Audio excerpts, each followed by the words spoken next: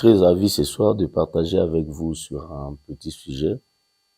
Donc, je voulais dire la croissance spirituelle comme on peut comparer la croissance spirituelle à la croissance naturelle. Vous savez, dans les naturels, l'homme né, il est appelé à grandir et à atteindre la maturité.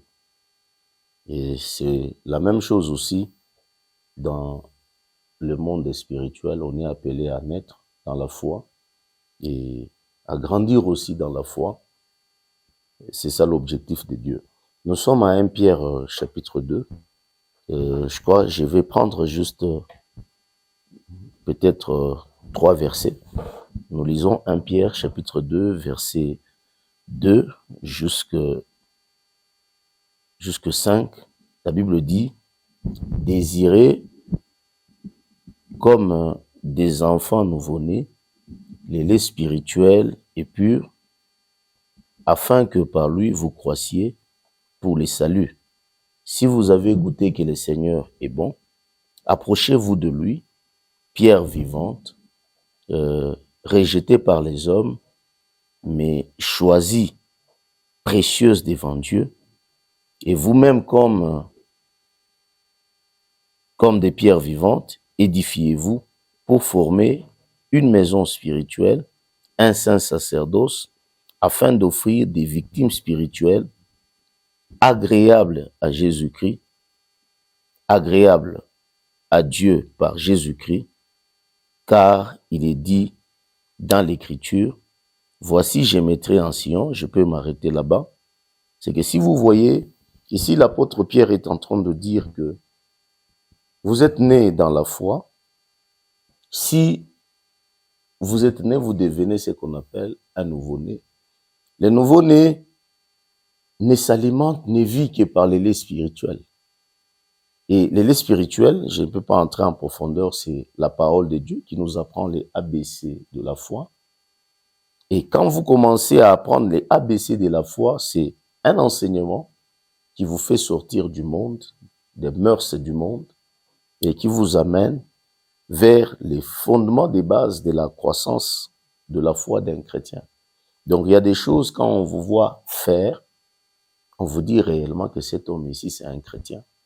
Réellement, cet homme ici, il a rencontré Dieu. Il y a la manière de vivre qui prouve que, à suffisance que vous êtes né dans le Seigneur. Et c'est pour cela que l'apôtre Pierre est en train de dire que si vous avez goûté que le lait spirituel est bon, mais approchez-vous de lui.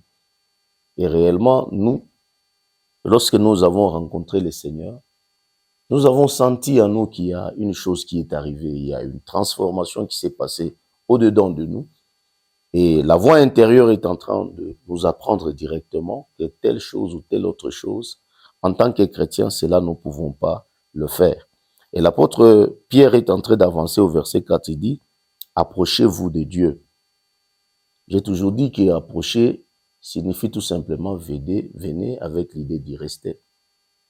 Quand vous venez au Christ, quand vous venez à l'église, venez avec l'idée d'y rester. Et quelqu'un vient, la plupart du temps, vous allez voir quelqu'un vient à l'église, quelqu'un s'est converti dans le Seigneur, mais il s'est dit, moi je suis venu à l'église pour que Dieu me donne, m'exauce, me donne, il me réponde à tel sujet. Je n'avais pas de travail, il faut que Dieu me donne le travail. J'étais malade, j'ai besoin que Dieu me guérisse.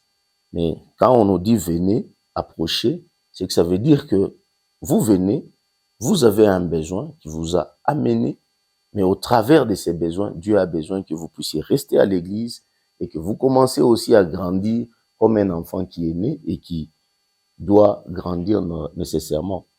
Parce que quelque part, l'apôtre Paul est en train de dire que vous devriez être des maîtres, mais on s'étonne comment jusque-là, vous êtes toujours appelés à vivre à une nourriture qu'on appelle les laits. C'est que les laits spirituels dont Pierre est en train de nous parler, ce sont les premiers enseignements. Et quand nous croyons au Seigneur, nous ne pouvons pas rester seulement au premier niveau. Nous devons croître. Donc, on nous a enseigné de comment abandonner les péchés. C'est déjà un pas, mais nous devons évoluer vers l'excellence.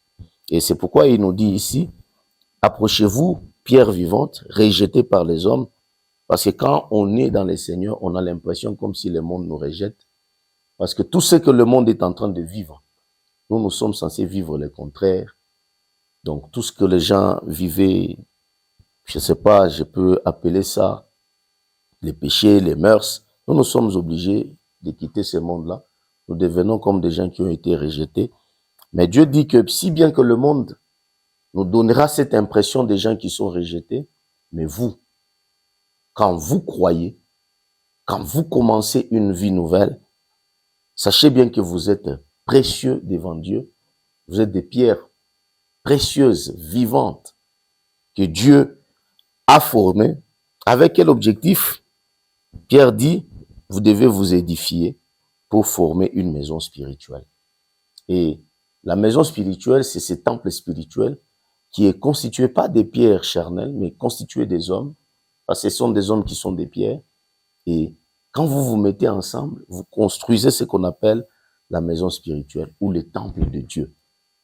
Et pendant que vous êtes des temples de Dieu, la Bible dit, ne savez-vous pas que vous êtes des temples de Dieu et que vous êtes des temples de l'Esprit et que l'Esprit de Dieu habite en vous? C'est que nous avons reçu la nouvelle naissance, nous nous mettons en famille spirituelle avec les autres qui ont reçu la même expérience que nous et nous formons ce qu'on appelle la maison spirituelle. Et non seulement nous sommes la maison spirituelle, mais nous avançons. Paul dit, nous avançons pour devenir même un saint sacerdoce. Et quand on parle du sacerdoce, on voit les sacrificateurs, on voit l'autel, on voit les sacrifices. Et il avance, il dit, afin que vous puissiez donner des victimes spirituelles. L'autre fois, j'étais en train de parler sur les 8 sacrifices de l'autel qui sont des victimes spirituelles. Donc, un chrétien, quand il naît dans la foi, il est appelé à recevoir les enseignements pour grandir.